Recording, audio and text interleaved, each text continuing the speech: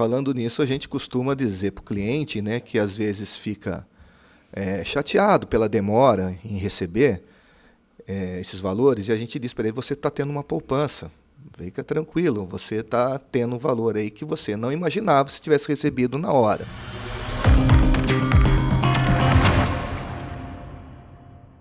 Vamos começar mais um bate-papo jurídico. Hoje eu estou aqui com o Dr. Henrique Ferini e o assunto do dia são as dívidas do governo federal, os precatórios e as requisições de pequeno valor. Se é a tua primeira vez nesse canal, já se inscreve, deixa o seu like e compartilha esse vídeo para que ele alcance mais pessoas. Dr. Henrique, para quem não te conhece, se apresenta, por favor. Olá, bom dia. Meu nome é Henrique Ferini, sou formado pela Univap no ano de 2000, advogo desde 2002, logo em seguida, e estou na área de Previdência Social, que é a minha área mais forte, e é um prazer estar aqui com você. Legal, você já veio aqui, já viu como é que é, vamos falar desse assunto que é o nosso dia a dia, né? Quem trabalha com ações previdenciárias fatalmente cai em precatório, cai em RPV, que é a forma que o governo faz o pagamento das suas dívidas, né? Vamos lá, doutor Henrique, para quem não entende muito bem da matéria, o que são precatórios, o que são RPV, enfim, dá uma geralzinha desse assunto. Pois não. Então, a pessoa física ou jurídica ingressa com uma ação contra o Estado, município ou União, e ela vencendo essa ação, ela sendo vencedora dessa ação, pode ser uma indenização por danos, qualquer outro assunto, salários, etc. Ela vai ter direito a receber esse período que permaneceu em processo, e dependendo do valor, ultrapassando 60 salários mínimos, é chamado precatório. É um valor, normalmente é vultuoso, mas pode também girar em torno ali de um pouquinho acima de 60 salários. Legal. E se for inferior? Se for inferior, é o RPV, que é a requisição de pequeno valor. Esse é pago no mesmo período que ele é emitido ao tribunal. Não precisa de previsão orçamentária, então? Não precisa de previsão orçamentária, como é o caso do precatório. Por ser vultuoso, o precatório ele precisa ser inscrito até o dia 2 de abril. Ultimamente é assim, anteriormente era até junho. Ele sendo inscrito e emitido ao tribunal até o dia 2 de abril de um ano, ele é pago no ano seguinte. Legal. Nesse pagamento do ano seguinte, o governo a União tem de janeiro até dezembro para pagar. Sim. Não tem uma data específica. Depende muito da liberação dos valores pelo Conselho de Justiça, né? Sim. E também até mesmo da parte de arrecadação do governo federal. E até mesmo o funcionamento da Justiça, né? Porque existem acúmulos, como eu disse, de exercício de trabalho por parte dos cartórios, dos juízes. Então, é necessário estar tudo redondinho ali, funcionando, para o pagamento sair dentro do período de janeiro a dezembro. Já teve casos de ser pago em dezembro, em janeiro, em maio. Esse ano, a previsão é lá para agosto. Legal. Se ultrapassa, vira... Se ultrapassa, aí já é num outro ano ainda. Foi legal você ter falado, porque essa alteração ela é meio recente. Essa é uma alteração de 2019, né, numa emenda constitucional do governo Bolsonaro, em que ele diminuiu esse prazo para inscrição do precatório. Antigamente, a data que vigia, né, para inscrição era 30 de junho, né? Exato, era 30 de junho. Então, você tinha mais espaço para poder, então, apresentar os cálculos, homologar e receber no ano seguinte. Agora diminuiu. Agora, essa foi uma forma do governo também de postergar o pagamento e jogar mais para frente, né? É isso mesmo, porque você veja, logo após o recesso, né, do final de ano, o espaço é muito curto entre janeiro e abril. Sim, sim. Então, ainda mais nós estamos falando de justiça, né? Não é um único caso, são dezenas, centenas, milhares de processos diariamente distribuídos. O juiz não tem como dar conta de tudo isso. Exato. Os processos que estão entrando, mais os precatórios, fica muito difícil. Às vezes o cliente não entende por que tem essa questão de inclusão no orçamento, que o crédito às vezes dele é pequeno, né? Pensando em orçamento da União, que é um crédito, sei lá, de 100 mil reais, né? Quando a gente joga no orçamento, que são trilhões de reais, fica complicado, né? Mas, assim, tem que entender também que dentro dos precatórios estão todos os tipos de dívidas do governo, né? Verbas indenizatórias, verbas salariais e assim por diante. Então, só para citar um exemplo, né? O programa de reforma agrária, quando tem uma indenização de uma fazenda, né, ele é um precatório. E aqui a gente está falando de centenas de milhões de reais, enfim, é um crédito muito mais vultoso do que aquele que é pago para o beneficiário que recebe o dinheiro atrasado ali de uma condenação de INSS, por exemplo, né? Exatamente. Então, isso ele gera todo esse impacto no orçamento e é por conta disso que o governo ele faz essa previsão, né? E a gente estava falando de RPV um pouquinho lá no começo, Henrique. Vamos lá. Então, por exemplo, a gente está no mês de julho, né? Então, teve uma homologação e tal. O juiz mandou o ofício para o INSS, né? Nesse exemplo, né? Vamos pegar o exemplo do que a gente trabalha. E requisitou esse pagamento, né? Então, homologando agora no mês de julho, o cara recebe quando, mais ou menos? O RPV ele é pago até dentro de 60 dias, uma vez que expedido também ao tribunal para recebimento desse valor. Sim. 60 salários hoje dá em torno de 90 mil reais, correto? Exato. Então, ainda que chama de requisição de pequeno valor, né, não é uma quantia... É um valor já interessante. Já interessante, né?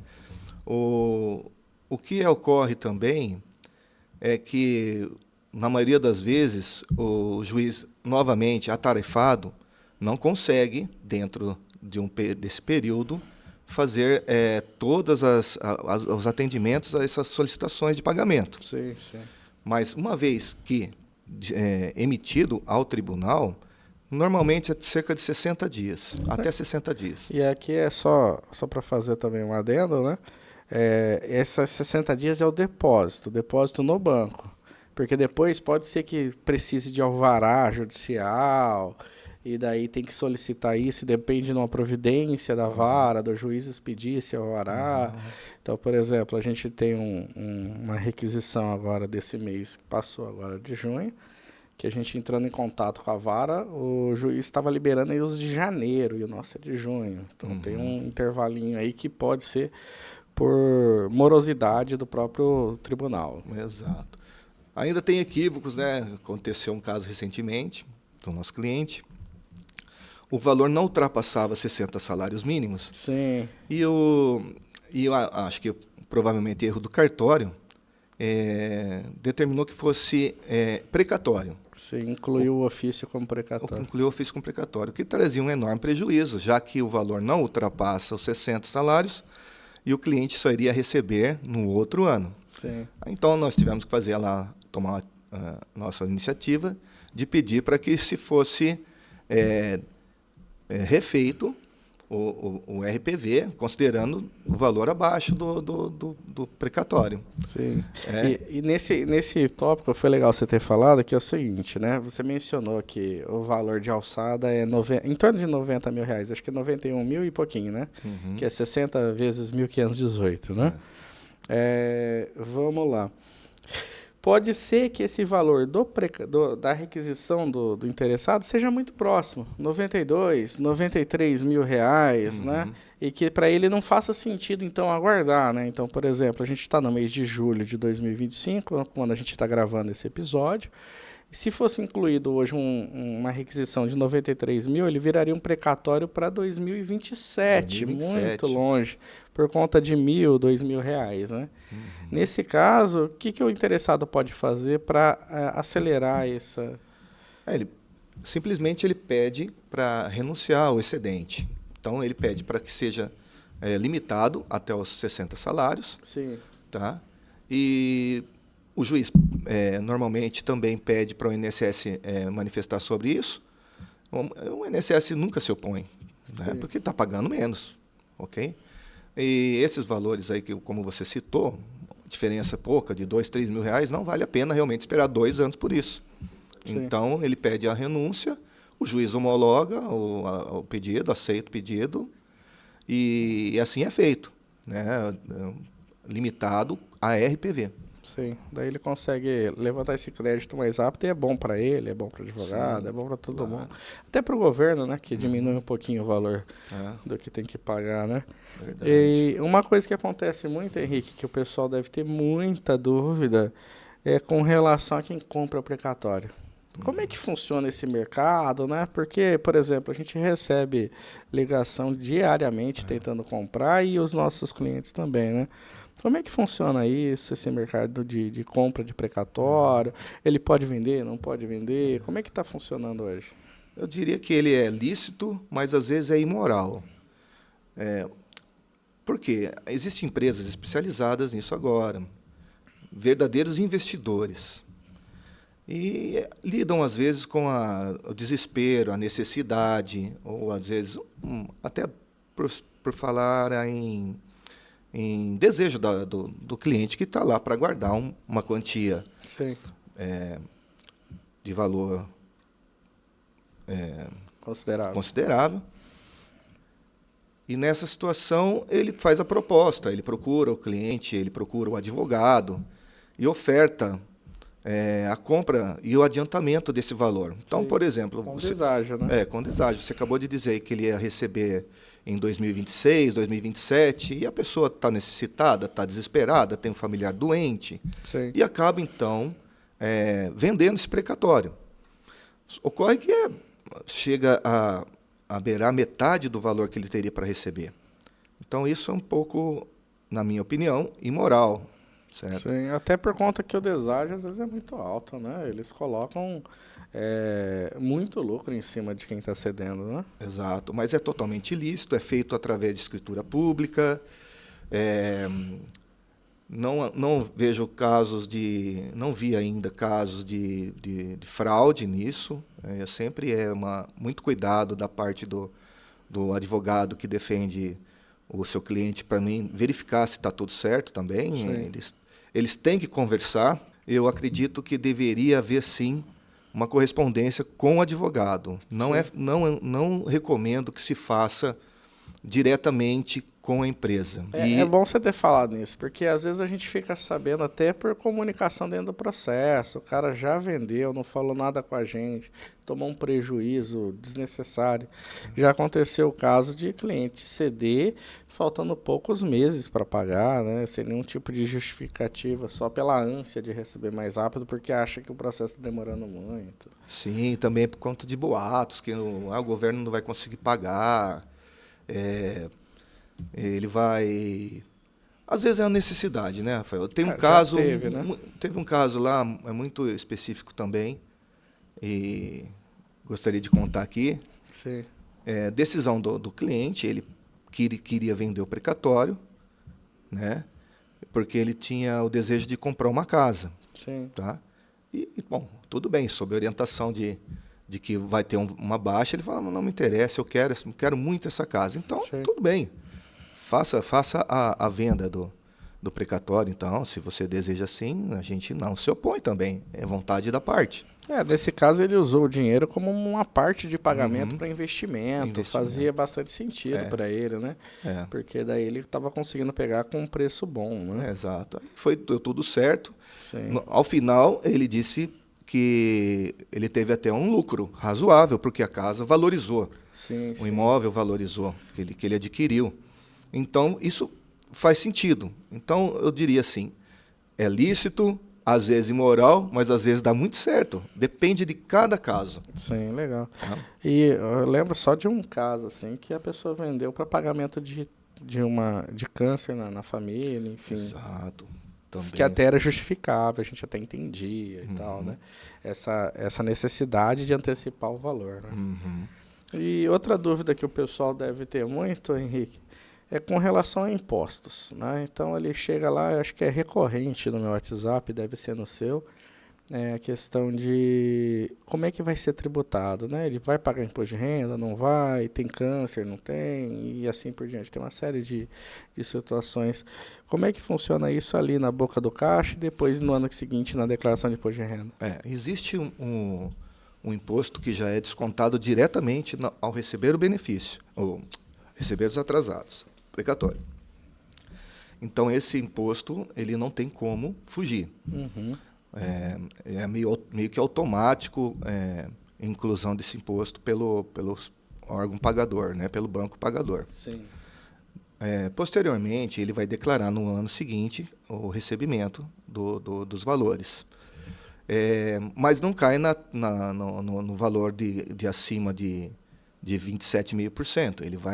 Ele vai mês a mês. Então, sobre o que você está falando, né, é importante frisar que, assim, no caso, por exemplo, de benefícios do INSS, verbas salariais e assim por diante, o desconto ele é tributado de uma forma diferente, chama RRA, Rendimentos Recebidos Acumuladamente, em que o imposto ele é calculado competência a competência, mês a mês, e aí é apurado o valor. Então, ao invés de aplicar 27,5 sobre o montante, então, por exemplo, 27,5 sobre 100 mil reais, eu calculo mês a mês o valor do imposto conforme o valor que deveria ter sido pago à época, o que gera, assim, uma diminuição substancial no valor do imposto a pagar. Sim, e é obrigatório declarar, né? Sim, não tem jeito. Muitas vezes a gente sempre explica, orienta, guarde os prints lá do banco para no ano seguinte, procure um contador que saiba fazer a declaração nesse tipo de rendimento. Sim, até porque se ele não fizer a declaração, eventualmente ele pode tomar uma multa de ofício ali de 70% do valor do imposto devido, o que onera demais, né? E a justificativa fica pior do que você ir lá e declarar de uma vez, né? Sim. E também tem muito contador que não está preparado, né? Cá entre nós, né? Isso a gente vê todo dia, né? O contador pega para fazer a declaração, mas não sabe o que precisa, fica pedindo documento desnecessário para nós, declaração nossa, enfim, uma série de coisas que é totalmente desnecessário. Outra coisa é sobre o pagamento de honorários, né? Então, dentro desse tema de imposto de renda, muitas vezes o cliente exige que façamos a nota fiscal com razão. Sim. Aliás, nós emitimos nota quando é pessoa jurídica, né? E recibos quando é pessoa física. Exato. Mas isso não vai abater do imposto que ele vai pagar. Sim. Ele tem a ideia que sim, que vai abater, mas não. Serve somente para comparação, para a própria Receita verificar se o que os advogados receberam, se eles declararam. Sim, na certo? verdade é só uma forma do governo pegar a gente. Fazer a gente pagar imposto, porque pro interessado, né, para quem recebeu o valor e pagou honorários, zero benefício, né? Exato. E vamos lá, Henrique, às vezes acontece, né, processo muito longo, às vezes demorou 5 anos, 10 anos tramitando, né? É raro, mas ainda acontece em alguns casos assim, né? E nem sempre o titular está vivo para receber o dinheiro ali na hora que interessa mesmo, né? Como é que funciona? Esse crédito é perdido, os herdeiros recebem, quais herdeiros têm direito, é só a viúva, são todos, enfim, dá uma geral sobre esse assunto. Já aconteceu muitos casos no nosso escritório. Realmente o trabalhador que passa uma jornada de 35, 40 anos trabalhando, e já está com uma idade ali acima de 60, ou já beirando 70 anos, e ainda tem um crédito para receber. Sim. Ou, no caso, uma doença, uma tragédia, aconteceu com Covid. Sim, né? sim. E aí os créditos tem que ser... O processo continua. Sim. E aí o que acontece é que tem que habilitar os herdeiros, né, nesse processo, para isso que eles vão receber. De forma que se ele tinha esposa, ou se for a esposa que faleceu e tinha um processo, se ela tiver um marido, enfim, se coloca essa pessoa no lugar do falecido. Sim, do autor. Então, chama-se, né, Uma habilitação. habilitação dos herdeiros, né? Se ela não tiver esposa, é filhos, e assim por diante. Sim. Eles vão ter direito a receber, normalmente, depois do fim do processo, porque esse processo ainda... pode ser que o autor tenha morrido antes do final do processo, antes de ter o valor já determinado. Então, o processo continua como se ele tivesse ali, existente. Sim, tem a sucessão da parte alçada. Pode ser através continua. Se for só a esposa, é muito mais fácil, muito mais simples. Sim. Se ela for dependente dele, junto ao INSS, é só ela que vai receber. No caso de precatórios de INSS. No caso de precatório de INSS. Sim. Aí é importante frisar que é justamente isso. Que nos precatórios de ações previdenciárias, ações contra o INSS, a lei prevê que o crédito não recebido em vida, ele passa para os dependentes habilitados à pensão por morte. E na ausência deles, para os sucessores da lei civil. Então, assim, acontece muitos casos dos filhos ficarem bravos por conta disso, né? De achar que tem uma parte do valor, quando, na verdade, a única beneficiária desse crédito vai ser a viúva, que é a única que está recebendo. Às vezes os filhos já são grandes, não tinha direito à pensão por morte, assim por diante, né? Exato. E para a pessoa acompanhar esse precatório, Henrique, às vezes o cara ele quer saber do precatório, mas não quer ficar toda hora perguntando para advogado, né? Embora a gente tenha alguns clientes que gostam de perguntar, estão aqui, né? Sempre no nosso WhatsApp questionando, mas aquele que quer por conta própria, o que ele faz? Onde que ele vai? Ele olha no processo? Como é que ele faz para saber sobre o precatório dele? Tá. Ele consegue verificar a situação do precatório dele através do site do tribunal. O nosso aqui é o Tribunal Regional Federal da Terceira Região.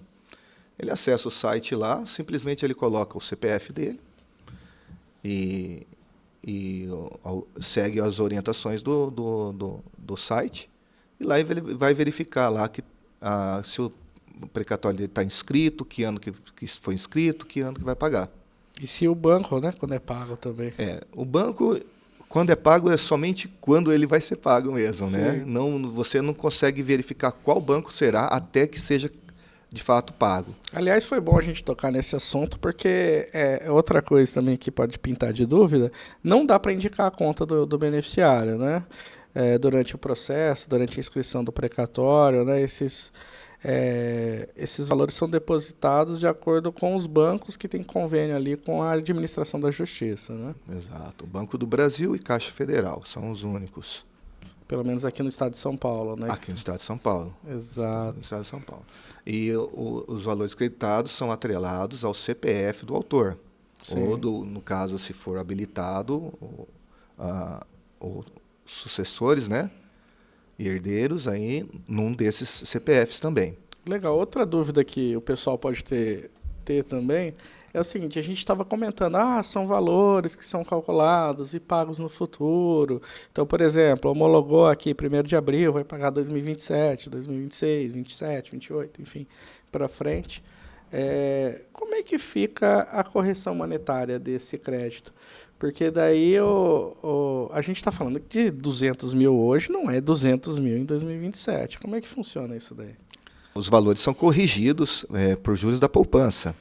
Tá? Desde da onde é homologado até a data do pagamento. Legal, legal. Então, assim, não é a melhor correção do mundo, mas pelo menos tem alguma coisinha ali para não ter tanto prejuízo assim, né? Falando nisso, a gente costuma dizer para o cliente, né, que às vezes fica chateado pela demora em receber esses valores, e a gente diz para ele: você está tendo uma poupança, fica tranquilo, você está tendo um valor aí que você não imaginava se tivesse recebido na hora. Sim, sim.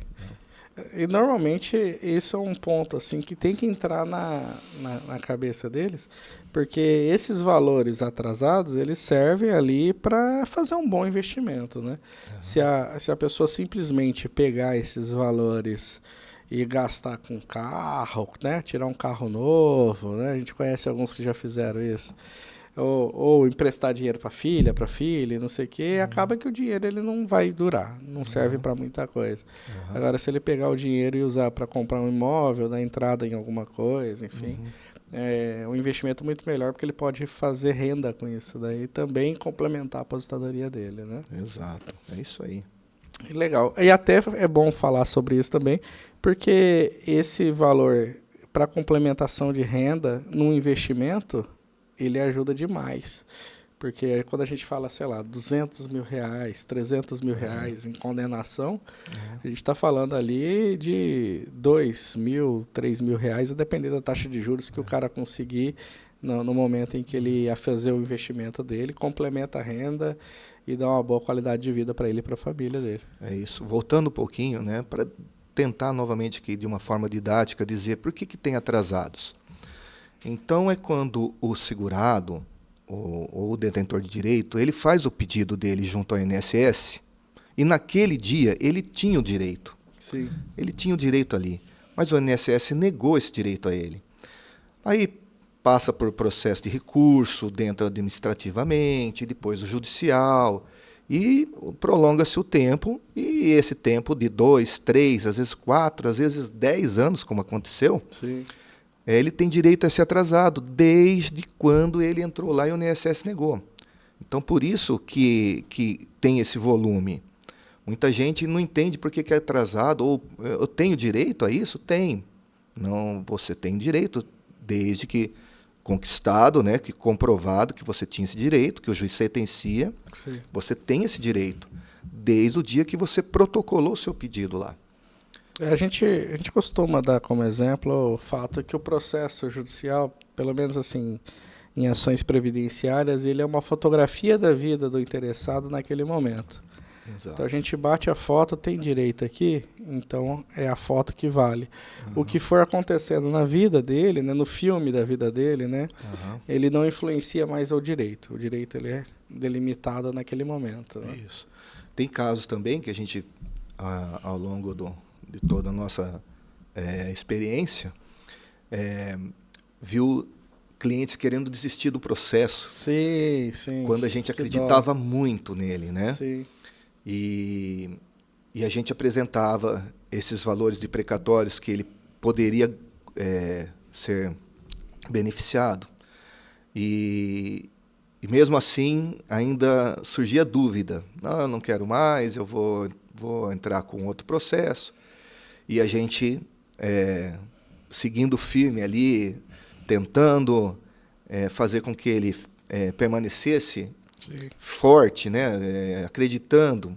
E a gente já visitou o tribunal, a gente já despachou com o desembargador. Sim. Um caso recente deu muito certo.